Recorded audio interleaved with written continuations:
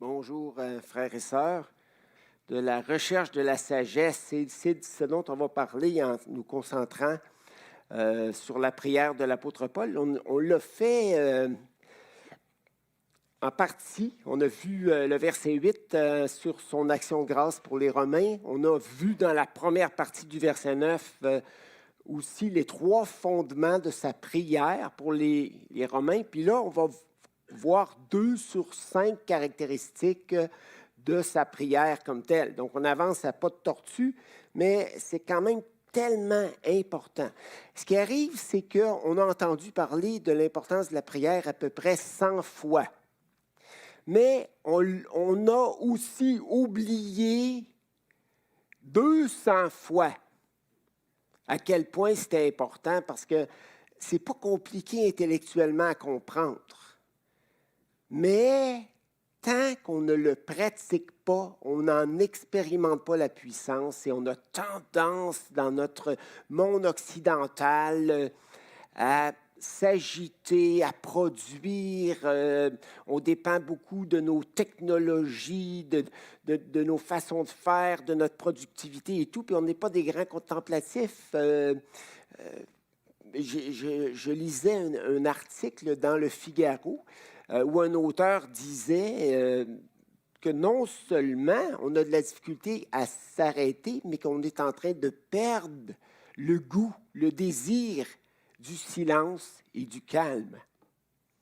Ça, c'est quelque chose de dangereux. Ça veut dire que c'est vraiment un combat pour nous de nous arrêter. Puis c'est probablement pour ça que je fais du vélo-prière. Parce qu'alors que mes roues de vélo s'activent, l'hyperactif que je suis peut prier en toute tranquillité. Voilà. Alors, si vous trouvez une façon de prier, mettez-la en pratique. Parce que c'est là que moi, chaque fois, je reviens à ça. Un petit bout de temps, je l'oublie, je reviens à ça. Je l'oublie, je reviens à ça. Puis c'est fantastique. Quand je me mets à prier, je vois Dieu qui fait des choses dans les cœurs, dans les coulisses.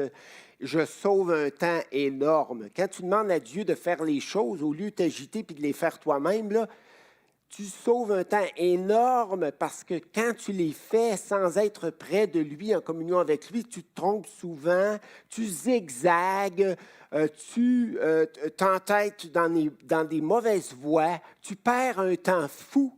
Mais lorsque tu es branché à Dieu, à sa sagesse, à sa puissance, et qu'en plus de ça, Dieu travaille pour toi dans les coulisses, c'est fantastique. Et quand tu vis ça, bien, tu l'oublies quand même à certains moments, mais tu y reviens toujours. Je me souviendrai toujours de M. Payne à Bethel. Est-ce qu'il y en a qui l'avaient connu, M. Payne? Quel âge qu'il avait? Il avait 80 ans, puis il courait dans les escaliers, puis il courait sur les trottoirs de Bethel. Je me souviens de M. Payne comme d'un homme zélé à la course, la tête remplie de projets. Puis à tout moment, il faisait son mea culpa, puis il me disait, Bernard, je suis en train d'oublier la prière, là. Puis j'ai toute une lutte intérieure à m'arrêter, puis à prendre du temps avec Dieu, même si je sais que c'est ce que je devrais faire, parce que j'ai vécu à quel point c'était puissant, mais je l'oublie. Imaginez, il avait 80 ans. Il avait encore de la difficulté avec ça. Donc nous, c'est sûr qu'on en a de la difficulté avec ça, c'est bien évident.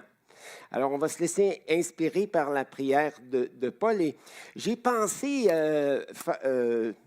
inspiré par mon ami Raymond Morancy, de vous donner quelques versets sur un survol. J'ai besoin de... Oui, un gars au short blanc puis un type au gilet blanc, s'il vous plaît. OK, excellent. Parce que les feuilles sont blanches, hein, puis on veut faire ça sans microbes, sans virus. J'ai juste pris le mot PRI avec une étoile dans la concordance pour voir, puis dans les lettres de Paul, en limitant ma recherche dans les lettres de Paul, mais je ne suis pas parti des mots grecs, parce qu'il y a plusieurs mots grecs pour la prière, puis il y a plusieurs mots français pour la prière aussi. Il n'y a pas juste prier, prière, il y a aussi intercéder, supplier, il y a rendre grâce, il y a adorer, etc., etc.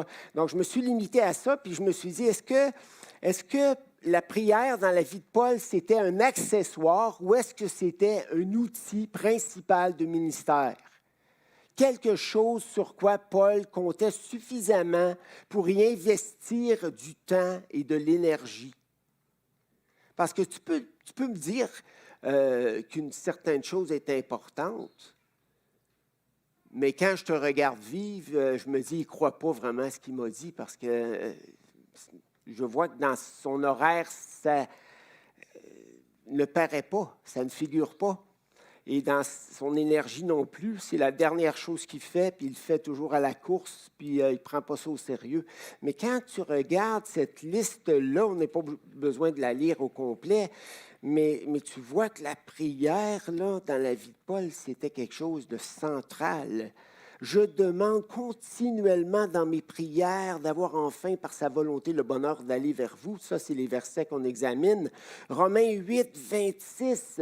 De même aussi, l'Esprit nous aide dans notre faiblesse, car nous ne savons pas ce qu'il convient de demander dans nos prières. Il s'incluait là-dedans, il ne visait pas juste les Romains. Alors, l'Esprit lui-même intercède par des soupirs inexprimables et très puissants. Romains 10, un frère, le vœu de mon cœur et ma prière à Dieu pour eux. Paul priait pour ses frères juifs qui s'étaient endurcis dans leur incrédulité. Romains 12, 12, réjouissez-vous en espérance, soyez patients dans l'affliction, dans l'épreuve et persévérez dans la prière. Persévérer dans la prière. On voit qu'après la Pentecôte, les frères et sœurs persévéraient dans, l'enseignement des apôtres, la communion fraternelle, mais aussi dans les prières. Et on sait que les Juifs, comme je l'ai dit la dernière fois, s'arrêtaient 3 fois par jour, au moins pour prier. Mais la prière ne fait pas partie de nos habitudes aujourd'hui dans le monde moderne. Donc, et là, tu as plein d'autres textes, Romains 15, 30. Je vous exhorte, frères, par notre Seigneur Jésus-Christ, par l'amour de l'Esprit, à combattre avec moi, en adressant à Dieu des prières en ma faveur. À combattre quoi? À combattre qui? Méditez ces versets-là. On ne va pas les lire au complet ensemble, mais vous allez voir que c'est très, très puissant. J'en lis 2 derniers. Éphésiens 6, 18. Faites en tout temps. En tout temps, ça ne veut pas dire 24 heures par jour. Puis on va voir tout à l'heure que l'expression prier sans cesse, ça ne veut pas dire 24 heures par jour, mais ça veut dire à tout moment du jour et de la nuit. La prière, ça ne doit pas être un petit temps fixe dans notre horaire, en dehors duquel on ne prie pas. La prière, ça doit être comme le sel là, qu'on étend sur un mets ou le poivre ou des bonnes épices ou d'autres choses semblables. Ça doit être partout.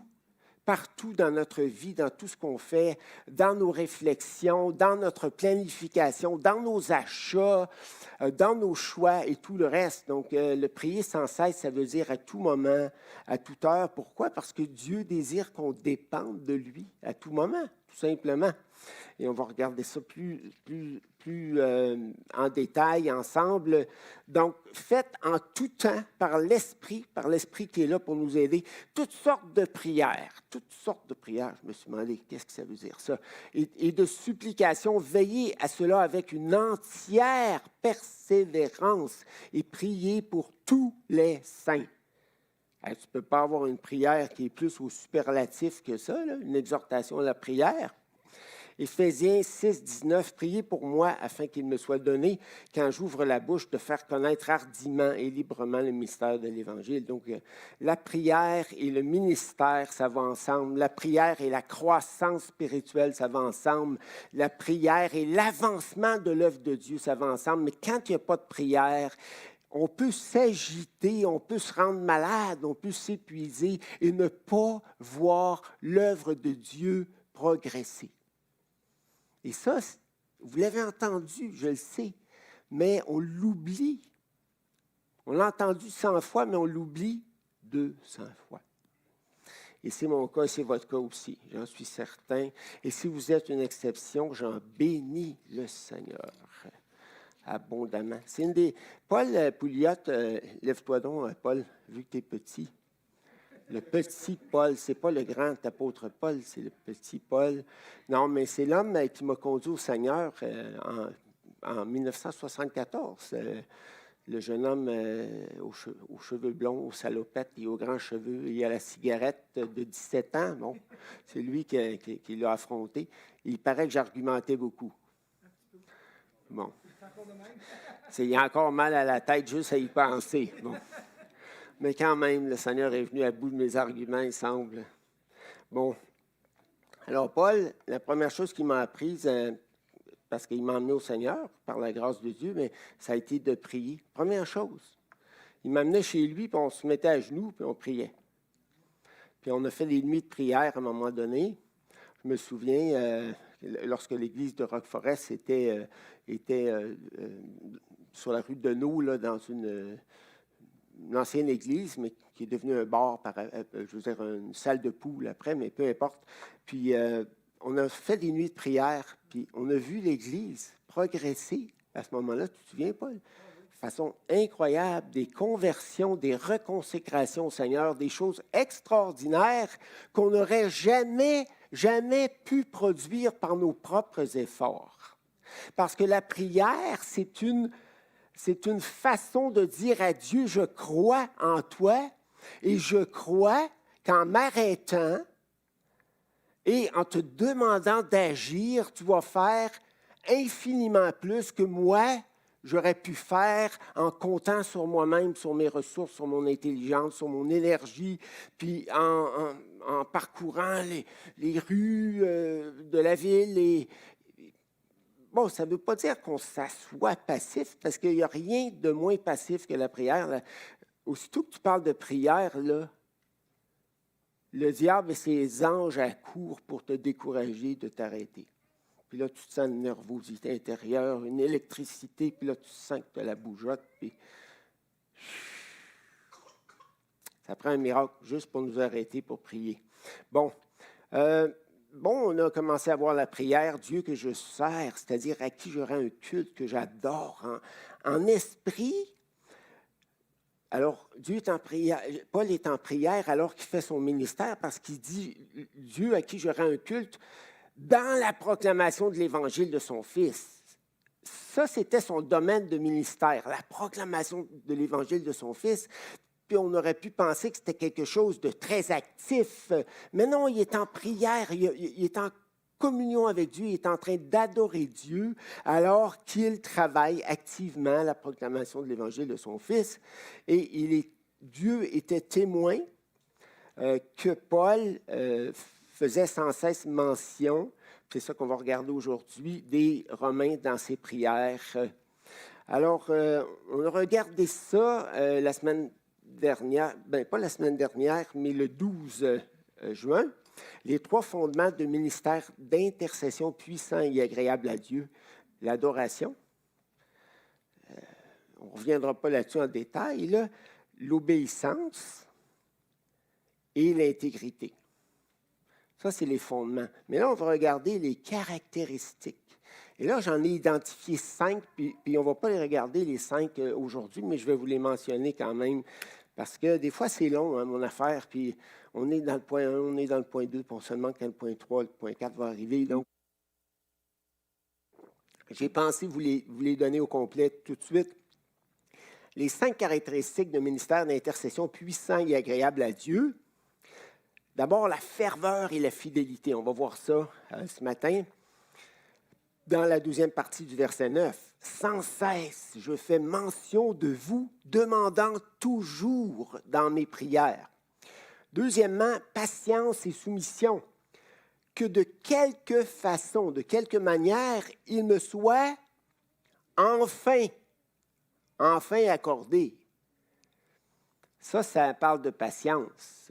Ça fait longtemps que l'apôtre Paul voulait annoncer l'Évangile aux Romains. Probablement depuis sa conversion 30 ans auparavant. Dieu ne lui avait jamais permis de se rendre à Rome et d'annoncer l'Évangile à qui que ce soit d'important dans la ville de Rome. Mais il ne perdait rien pour attendre. Donc, ça nous parle de patience et de soumission. que de quelque façon il me soit enfin accordé par la volonté de Dieu, quand Dieu le voudra. Dieu a son temps. Mon désir est bon, ma prière est bonne, mais Dieu a son temps pour me donner le bonheur d'aller vers vous, chers frères et sœurs romains.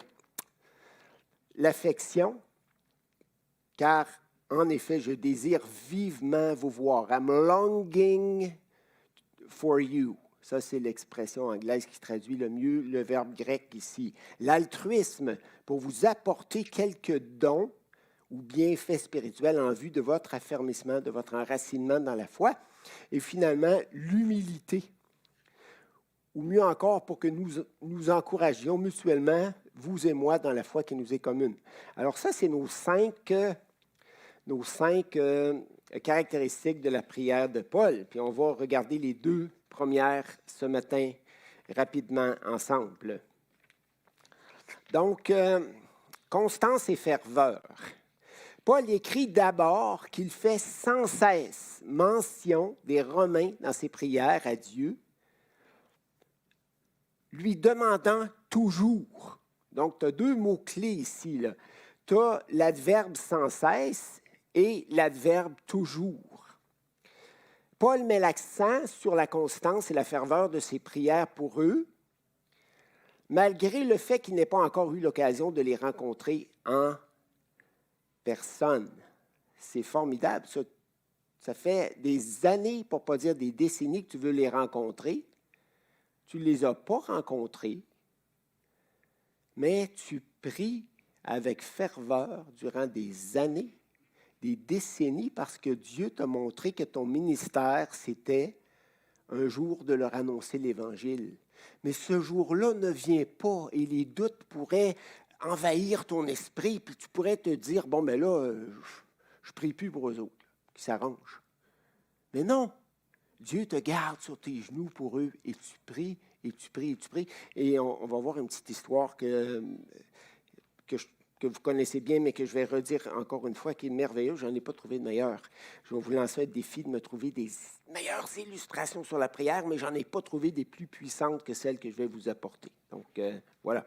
Donc, vous avez l'adverbe sans cesse qui présente la constance de la prière à la forme négative, parce que sans cesse, ça veut dire sans arrêt, ça veut dire sans fin, ça veut dire sans interruption, ça veut dire sans relâche. Et l'autre adverbe grec, traduit par continuellement ou toujours en français, présente la même constance, mais à la forme positive. Hey, je prie continuellement, toujours. Et là, il y a plein de versets. L'adverbe grec pour sans cesse figure 4 fois dans le Nouveau Testament, une fois dans Romains 1,9, dans notre verset, puis 3 autres fois dans 1 Thessaloniciens. Mais on ne va pas regarder les versets maintenant, parce qu'on va juste lire des versets. Et je n'aurai pas le temps de faire d'application de ces beaux textes, et je suis conscient qu'on a les enfants avec nous aussi. Ça va? Les 3 mousquetaires? Bon, ils ne dorment pas, ça va bien. Alors, il y a le sans cesse, puis il y a le continuellement, puis le continuellement ou le toujours, lui, figure 13 fois dans les Écritures. Mais il n'y a pas juste le sans cesse ou le continuellement, mais il y a aussi le nuit et jour qui apparaît très, très souvent avec ces deux adverbes. Nuit et jour, je prie pour vous. Nuit et jour, je remercie Dieu pour vous. Nuit et jour, j'intercède. Alors, quand il se réveillait la nuit, là, au lieu d'aller grignoter dans le réfrigérateur, il prenait le temps de prier Dieu. Je ne vous dis pas qu'il ne grignotait pas aussi, peut-être. C'était peut-être un grignotage prière, comme moi je fais du vélo prière. Tu sais, des fois, on peut combiner les choses, là, mais quand même, l'apôtre Paul priait continuellement, nuit et jour, sans cesse, parce qu'il croyait à la prière. Et la prière n'était pas pour lui un hors-d'œuvre ou un accessoire, mais quelque chose de vraiment important. Et ça me rappelle les apôtres qui étaient débordés par la distribution d'argent qui devait être faite aux veuves à Jérusalem.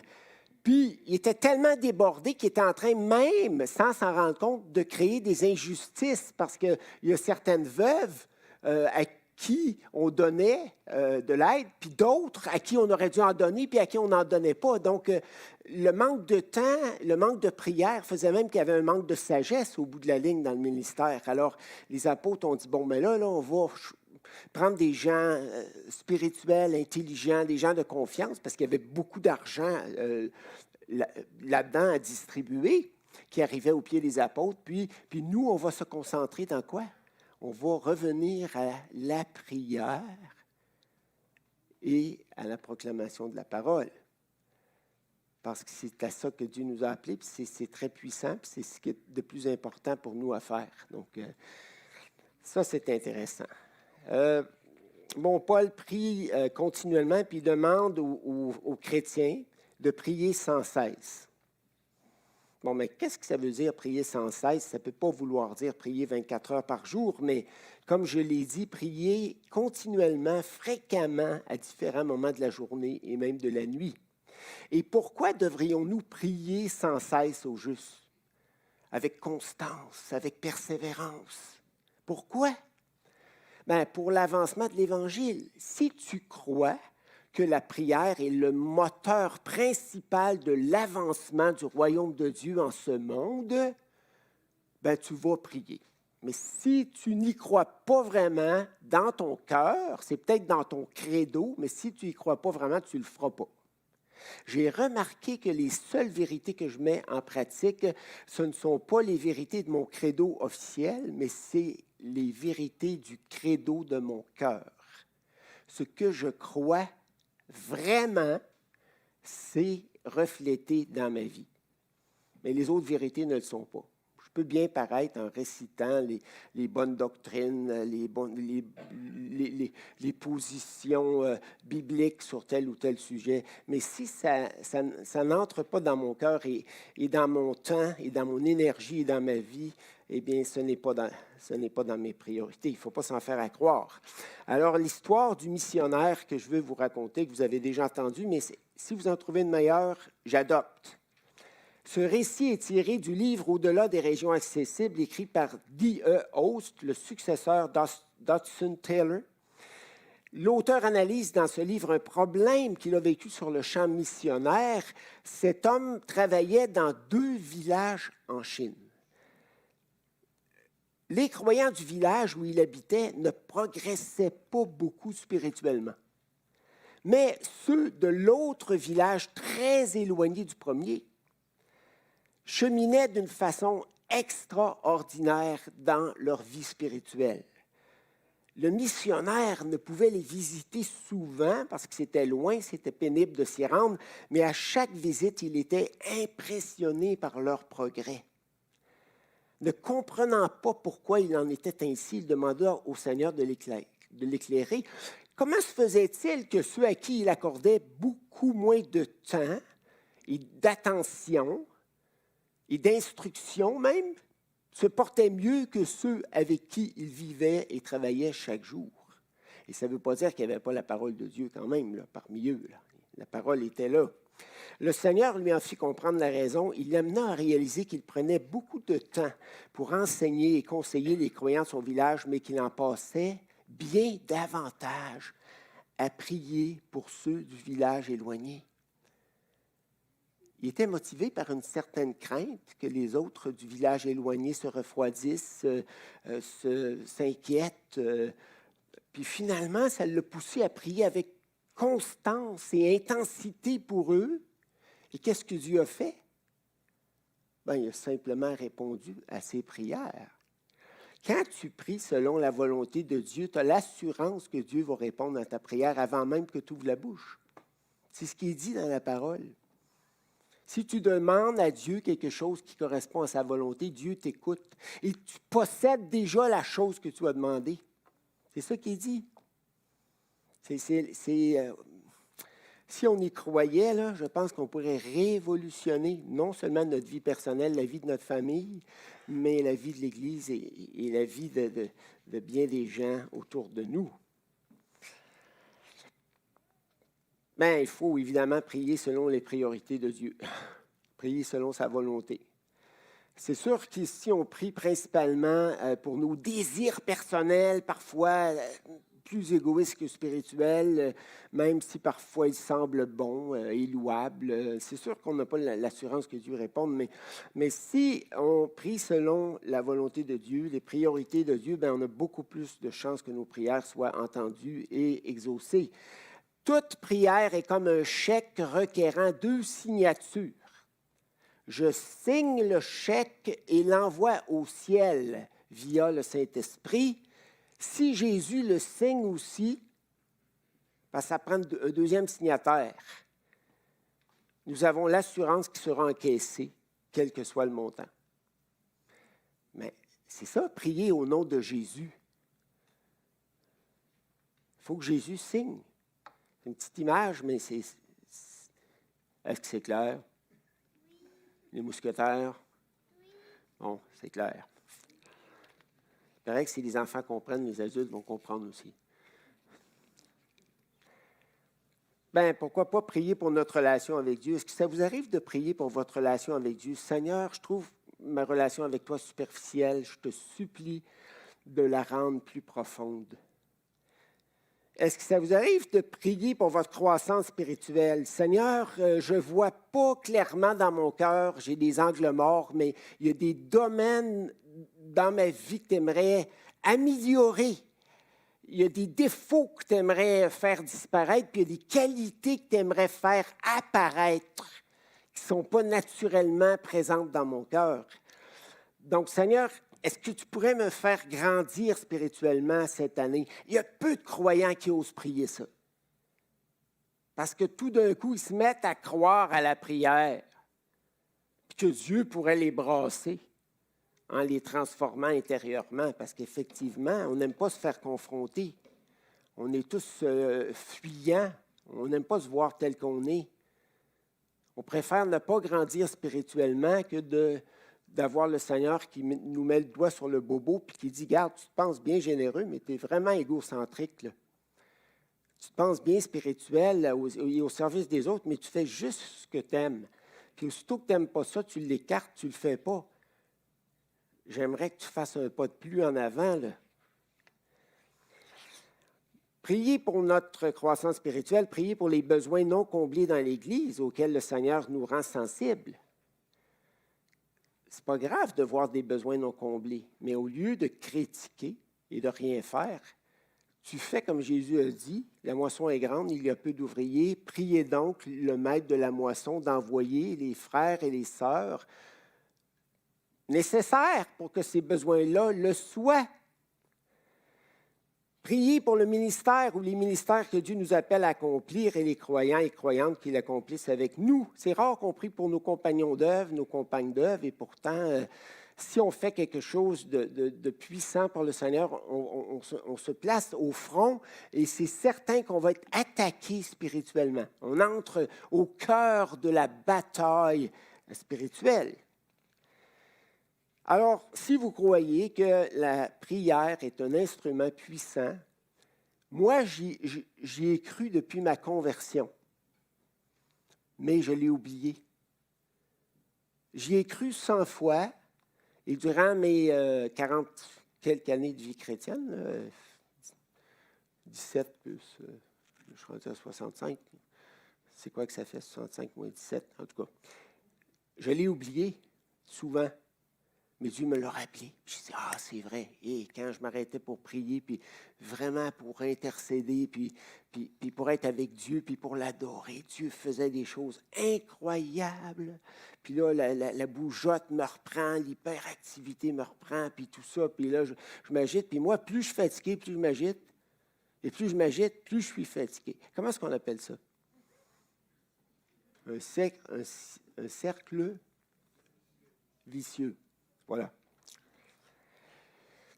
On raconte que durant la Seconde Guerre mondiale, un soldat américain fut emmené en présence du commandant accusé d'avoir communiqué avec l'ennemi. On l'avait retrouvé dans la campagne à l'écart de son peloton. Mais pour sa défense, l'homme expliqua qu'il s'était retiré dans un coin tranquille pour prier. Pour prier, reprit le commandant, eh bien, je crois que jamais dans ta vie, tu n'as tant eu besoin de prier.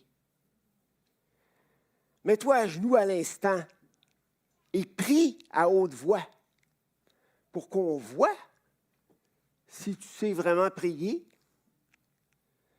Persuadé qu'on allait l'exécuter à l'instant, l'homme, qui était un homme de prière, pria avec ferveur et répandit son cœur devant Dieu comme il avait l'habitude de le faire. C'est ça le terme clé, là. Comme il avait l'habitude, sans cesse, continuellement, toujours, jour et nuit. C'est ça notre point. Par sa prière, il devint évident pour tous que cet homme connaissait Dieu et communiquait régulièrement avec lui. Et on l'épargna. Et je suis certain que la prière de ce bonhomme-là a été puissamment utilisée par Dieu pour peut-être sauver des âmes chez l'ennemi. Pourquoi pas? Alors ça, c'était notre premier point. Vous reviserez les versets. Patience et soumission, c'est le deuxième point. Paul priait depuis longtemps que de quelque façon il lui soit enfin, le mot enfin est vraiment important ici, enfin, c'est ce mot-là qui nous oriente vers patience, qu'il lui soit enfin accordé par la volonté de Dieu. Paul savait que d'annoncer l'Évangile aux non-juifs, c'était la volonté de Dieu. La ville de Rome était la ville dans laquelle il y avait plus de non-juifs célèbres, influents, et Rome pouvait devenir une plaque tournante pour l'évangélisation de l'ouest de l'Empire, jusqu'à l'Espagne, comme où Paul voulait se rendre. Mais Dieu avait dit non, non, non, non. Oui, oui, plus tard. Oui, mais plus tard. Oui, mais plus tard. Aimez-vous ça quand les parents disent « pas maintenant, plus tard ». Non, hein? Des fois, oui. La sagesse. Tu vas avoir le droit à un collant, Maxime. Tu vas avoir le droit à un collant. Je ne m'attendais pas à cette réponse, quand même. Ah, un collant, toi aussi. Malgré que les filles, ça a déjà pas mal de collants. Hein? D'autres genres de collants, mais... Bon. Alors, vous voyez là, dans le verset, là, la vérité, là, la patience. La patience et la soumission.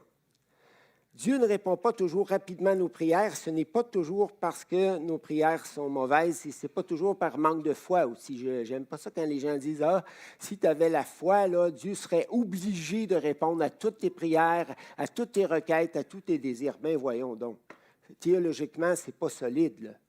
Parce que c'est juste une partie de la vérité. C'est vrai qu'il faut prier avec confiance, c'est vrai, mais il faut que tu pries aussi selon la volonté de Dieu, parce que Dieu est Seigneur. Dieu, ce n'est pas un petit robot, là, une machine une distributrice automatique qui va te donner tout ce que tu désires parce que tu as pesé sur le bon bouton. Là. Dieu est plus grand que ça. Là. Dieu va t'amener à prier pour les choses qu'il désire accomplir. Et ça se peut très bien qu'il ne réponde pas tout de suite à ta prière. C'est spécial hein, parce que le jour de sa conversion, ou disons dans la semaine qui a suivi ou les jours qui ont suivi, Dieu a fait connaître à Paul par Ananias qu'il était un instrument qu'il avait choisi pour répandre son nom dans les nations païennes et auprès des rois, des grands de ce monde. Mais Paul, au début, dans ses premières années, tu ne le vois pas annoncer l'Évangile aux rois, puis aux grands de ce monde, puis aux gouverneurs. Mais 30 ans après, qu'est-ce qui arrive? Les Juifs veulent mettre la patte dessus à Jérusalem. Là, le centurion intervient, il est transféré à Césarée, puis là, il commence à annoncer l'Évangile. Vous voyez ça vers la fin des Actes, là, au plus grand personnage de Césarée.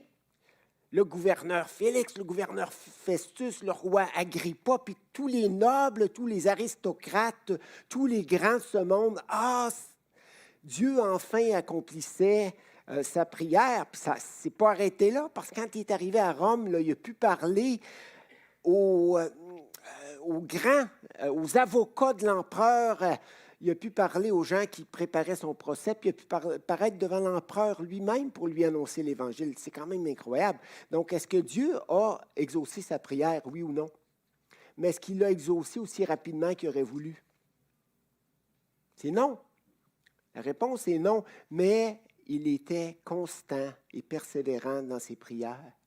Puis il était convaincu que Dieu lui avait dit, il va falloir que tu annonces l'Évangile à ces gens-là, mais l'heure ne venait pas, l'heure ne venait pas, l'heure ne venait pas, l'heure ne venait pas.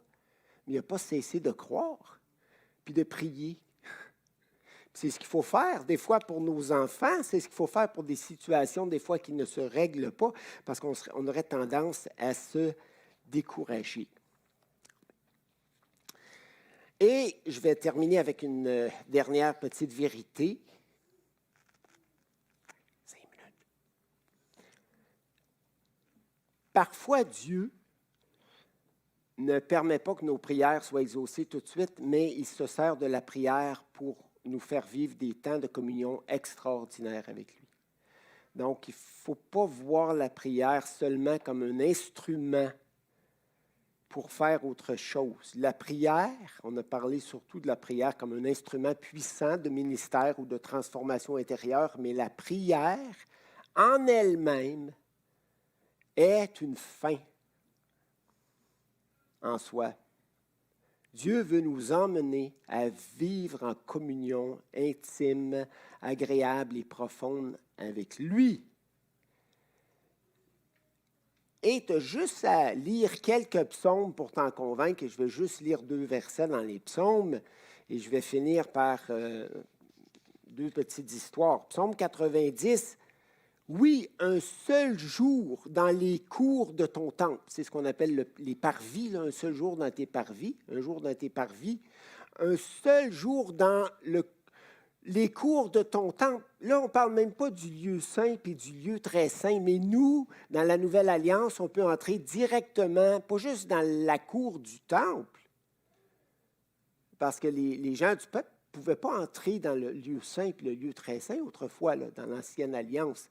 Mais oui, un seul jour dans les cours de ton temple vaut mieux que 1000 autres jours passés ailleurs. Plutôt rester au seuil de ta maison, mon Dieu, que vivre avec des gens sans foi ni loi. Puis quand tu penses que toi, tu as le privilège d'entrer dans la présence de Dieu, dans le lieu très saint, à toute heure du jour et de la nuit, continuellement, sans cesse, toujours, et que tu n'en profites pas. Si tu es comme moi, tu n'en profites pas à la pleine mesure.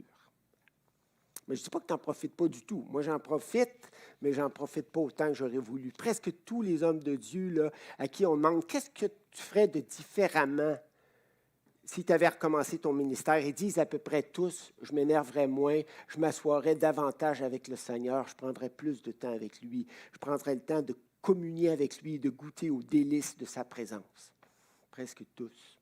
Billy Graham et tous les autres, c'est ça qu'ils disent. Psaume 27, 4, je demande une chose au Seigneur. Je ne demande qu'une chose au Seigneur, mais je la désire ardemment, c'est de rester toute ma vie chez lui pour jouir de son amitié et guetter sa réponse dans son temple. Donc, je dépends de lui, je le contemple, je l'adore et il remplit mon cœur de joie et de bonheur. C'est ça, là. Alors, je finis avec 2 petites histoires. On raconte l'histoire d'un homme riche qui avait promis de donner à son fils une allocation annuelle plutôt substantielle. Chaque année, le 2e jour de février, jour fixé par le père, le fils venait chercher son argent. Mais le père s'est rendu compte que le fils ne venait le voir que un jour par année pour recevoir son allocation. Les liens familiaux n'étaient pas tissés, serrés. Alors, le père a changé sa façon de faire, puis il a décidé de diviser l'allocation en 52 parties égales. Mais le fils, lui, c'était pas un genre relationnel. C'était pesant pour lui. Il était utilitaire, il venait chercher l'argent, puis s'en allait. Il était gentil avec son papa durant sa visite annuelle, mais quand même, c'était tellement limité et superficiel. À partir de ce moment, le fils vint rendre visite à son père chaque semaine. Et plus le fils prenait du temps avec son père, plus il découvrait que l'amour de son père dépassait de loin l'allocation généreuse qu'il s'était engagé à lui donner. Le père s'intéressait à son fils et avait à cœur son bien-être bien plus que le fils n'aurait pu l'imaginer. Et cette histoire me rappelle une autre histoire qui est dans ma banque. Là. J'aimerais enrichir ma banque avec de belles nouvelles histoires. Allez-vous m'en apporter ou m'en envoyer? Par Françoise. En passant, nos meilleures sympathies, Françoise et Angèle, et toute la famille, là, bien, nos deux sœurs ont perdu leur frère dimanche dernier, hein, je crois. Mais mais il n'y avait pas de service, il n'y avait pas de choses, rien de spécial. Mais quand même, je pense que leur cœur a besoin de notre consolation. Donc, voilà. L'histoire, c'est l'histoire d'un étudiant très brillant, sportif et très engagé dans son église locale qui venait de compléter ses études en droit. Puis là, il s'est dit, ben là, je n'ai pas le goût de pratiquer le droit tout de suite, je vais faire mes études en théologie. Il s'inscrit dans un séminaire théologique en Indiana, mais il était un peu tard, puis là, il ne trouvait pas de logement sur place là-bas. Mais à un moment donné, il lit le journal de l'école, puis il voit une petite annonce. On demande de l'aide pour le nettoyage du campus. Si vous êtes intéressé, vous serez logé, nourri. Ben, ça ne le tentait pas. Ça ne lui tentait pas vraiment. Il s'est dit, moi, c'est pas faire le ménage. Moi, c'est un appartement que je cherche, c'est pas... Mais il n'y avait rien d'autre. Alors, il a dit, bon, OK, je vais l'accepter. Puis il a accepté de laver les toilettes. Puis au début, il a dû plier sur son orgueil, pas parce que c'est les toilettes, mais juste, c'était pas ça qu'il voulait, là. Il voulait du temps libre, il voulait s'amuser en même temps qu'il allait étudier. Mais au début, il avait les toilettes en critiquant, en grognant. Puis il se disait, bon, avec mes études en droit, une profession libérale à mon actif, des études de maîtrise en cours, il me semble que je suis beaucoup trop qualifié là, pour passer des heures et des heures à laver les toilettes. Mais on lui donnant un costume gris de concierge, un chariot contenant savon, gants, papier hygiénique et brosse à toilette. Et chaque jour, il poussait son chariot dans l'allée, nettoyant les toilettes, frottant les cabines de douche et vidant les poubelles. Peu de temps après, il dit, j'ai compris que nettoyer les salles de bain dans le dortoir des gars faisait partie de ma formation spirituelle. Alors que je récurais les cuves de toilette, je fis une merveilleuse découverte. Dieu parlait à mon cœur plus clairement et plus fort qu'il ne l'avait jamais fait auparavant. Je me suis mis à méditer sa parole et à y découvrir des richesses qui jusque-lors m'avaient échappé. J'ai alors compris que laver les toilettes était une partie vitale de ma formation spirituelle. Si je n'étais pas prêt à communier avec Dieu en faisant mon travail de concierge, comment le pourrais-je avec une charge d'avocat ou de pasteur sur les bras? J'ai donc passé mes 3 années de séminaire lavant les toilettes et suivant mes cours, et je suis persuadé aujourd'hui que la moitié de ce que j'ai appris au séminaire, je l'ai appris en poussant mon chariot dans l'allée.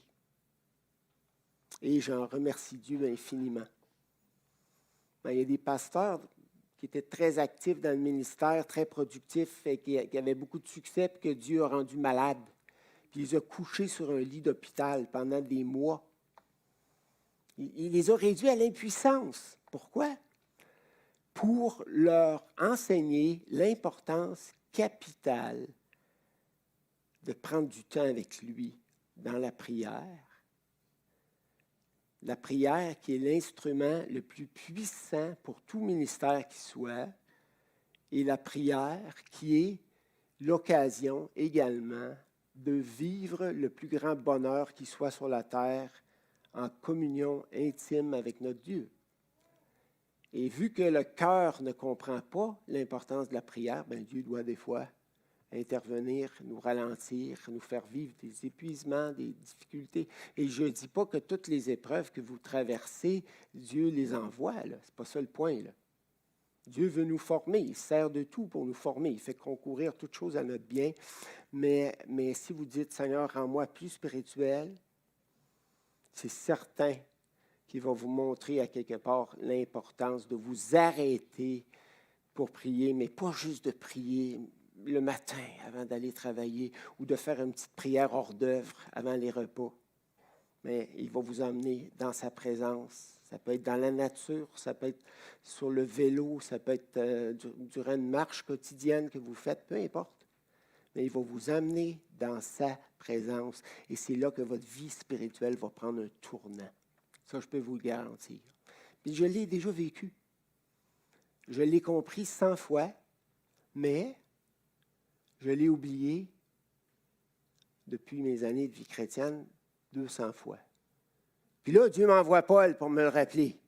Puis il vient dîner chez nous en plus. Oh, non, dis-moi pas si l'histoire n'est pas finie. Bon, alors, je vous souhaite un excellent dimanche. Et bientôt, on va faire des pique-niques. On va vous recevoir chez nous. On va faire un open house le 31 juillet plutôt.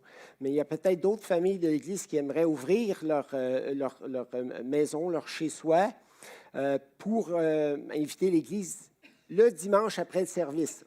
On ne fournira pas le repas le 31. Apportez vos sandwichs. Mais,